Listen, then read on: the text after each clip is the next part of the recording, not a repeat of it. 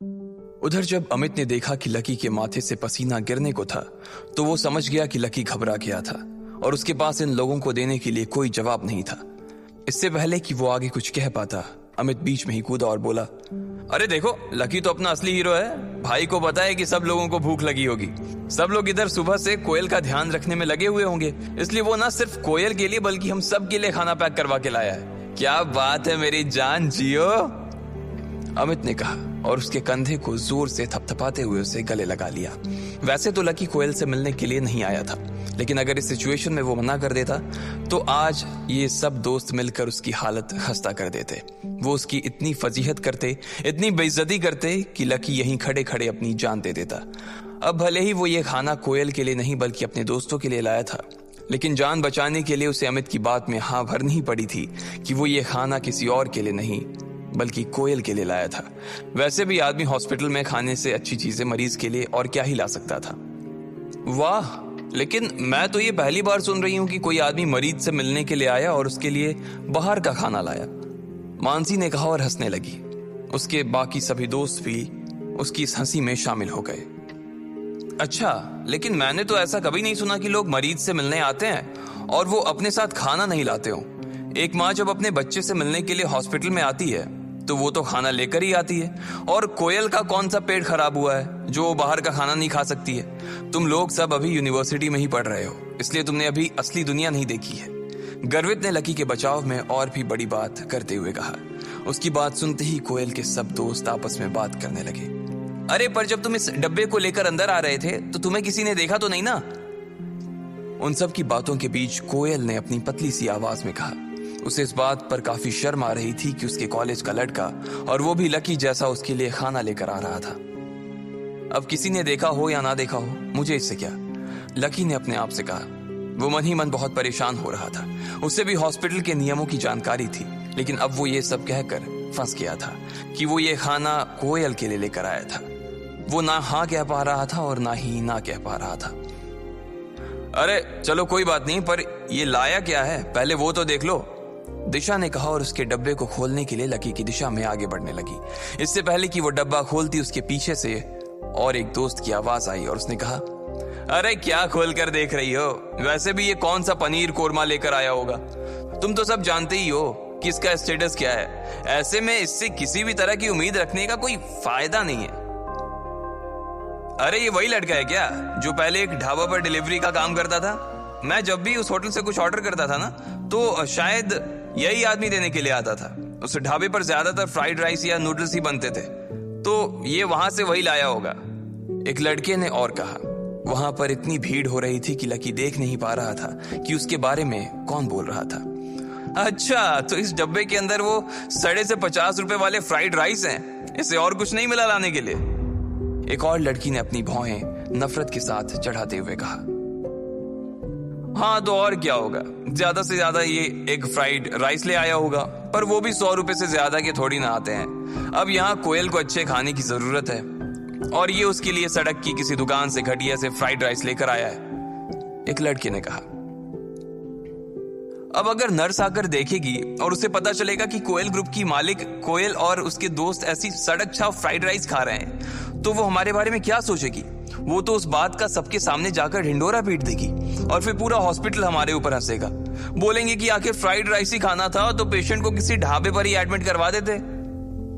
जैसे ही उस चश्मे वाली लड़की ने ये कहा, सब लोगों की हंसी निकल गई। वो लोग लकी को देखकर पेट पकड़ पकड़ कर हंस रहे थे, लेकिन लकी का मन कर रहा था कि वो अपने चेहरे अपने घुटनों में छिपा ले। उन लोगों की आंखों में लकी जरा सी भी शर्म नहीं देख पा रहा था।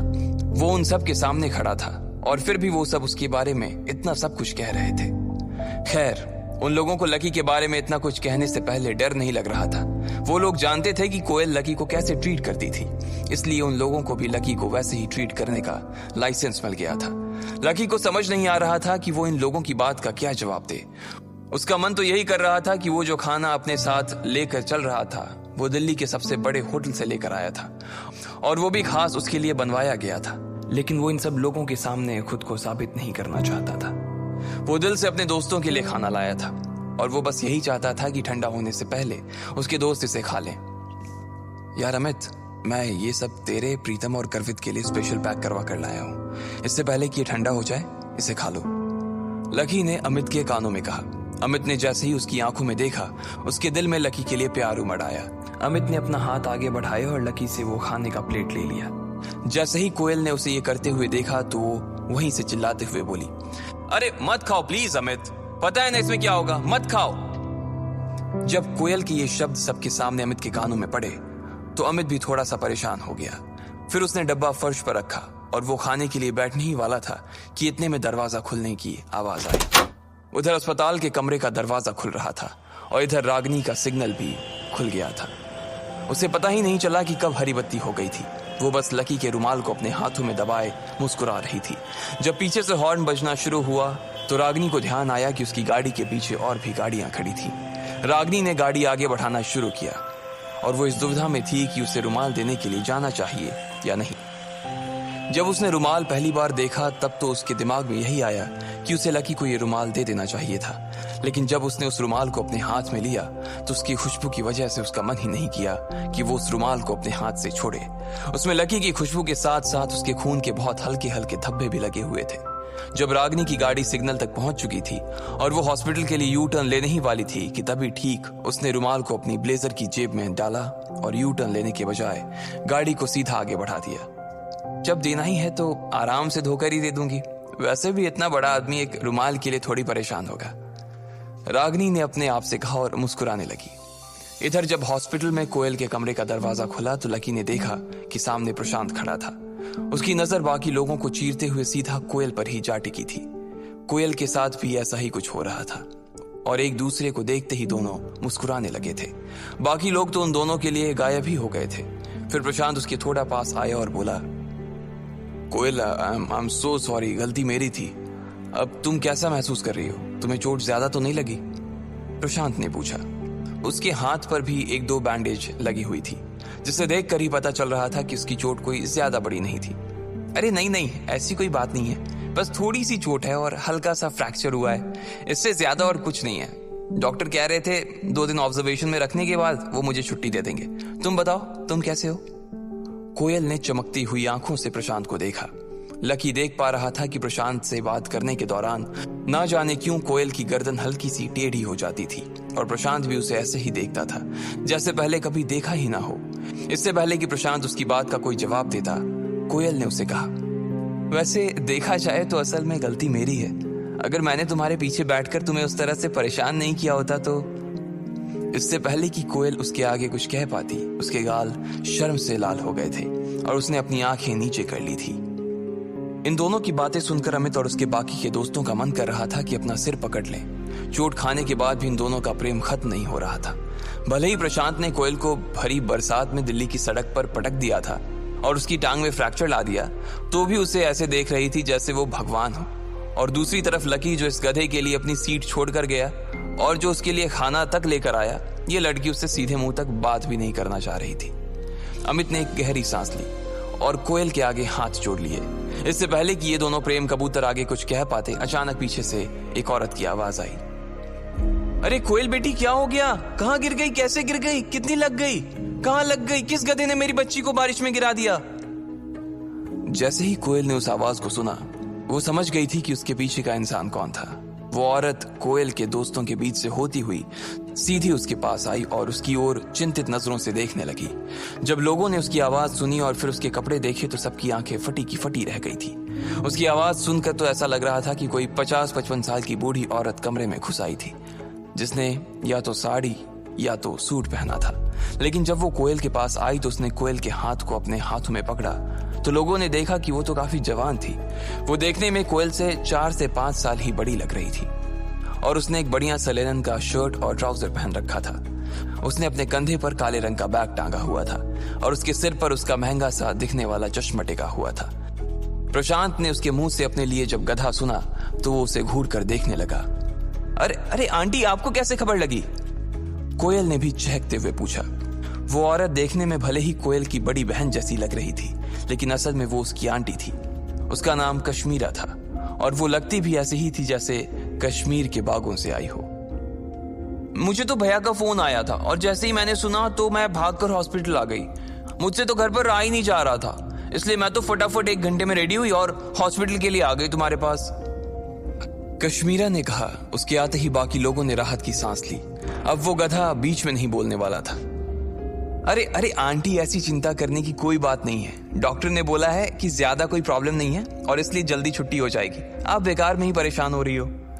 कोयल ने उसका हाथ पकड़ते हुए कहा। लकी देख पा रहा था कि उन दोनों के बीच में अच्छी बनती थी। कश्मीरा ने जैसे ही कोयल के मुंह से उसके हाल सुने तो वो भी थोड़ा शांत हो गई थी।